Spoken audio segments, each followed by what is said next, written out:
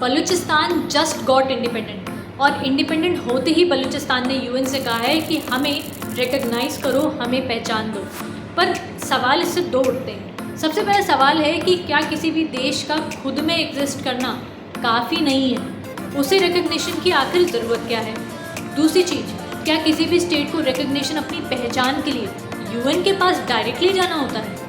किसी भी स्टेट को रिकग्निशन की उतनी ही आवश्यकता है जितनी हमको किसी समाज में रहने की। अगर किसी भी स्टेट को रिकग्निशन नहीं मिलता है तो ऐसे में जो भी वर्ल्ड लेवल पर ऑर्गेनाइजेशंस हैं वो उसकी मदद नहीं कर पाएंगी।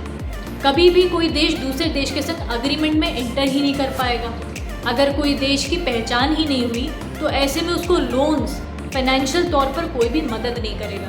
लेकिन क्या किसी स्टेट को अपनी पहचान मांगने के लिए डायरेक्टली यूएन जाना पड़ेगा?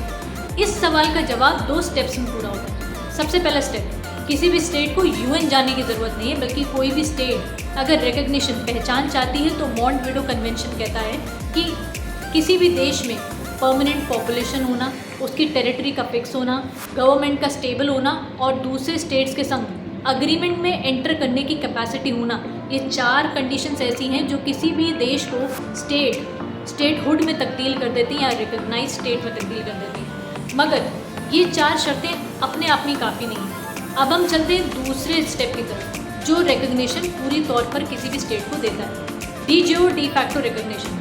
डी फैक्टो रिकग्निशन वो रिकग्निशन होता है जहाँ पे देशों को अपने आप में ही एग्जिस्टेंस तो होती है, यानी दूसरा स्टेट किसी एक स्टेट को रिकग्निशन तो दे देता है मगर वो पूर्ण तौर पर रिकग्निशन नहीं होती है। ये तब दी जाती है जब स्टेट में कुछ इंस्टेबिलिटी होती है। D jure recognition, D jure recognition एक लीगल रिकग्निशन है।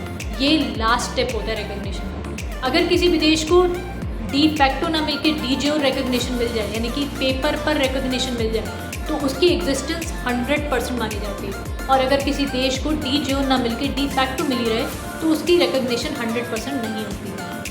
1971 में बांग्लादेश को सबसे पहले रिकग्नाइज और किसी ने नहीं बल्कि भारत देश ने किया था। आपको क्या लगता है, बलूचिस्तान को भारत देश रिकग्नाइज करेगा नहीं करेगा?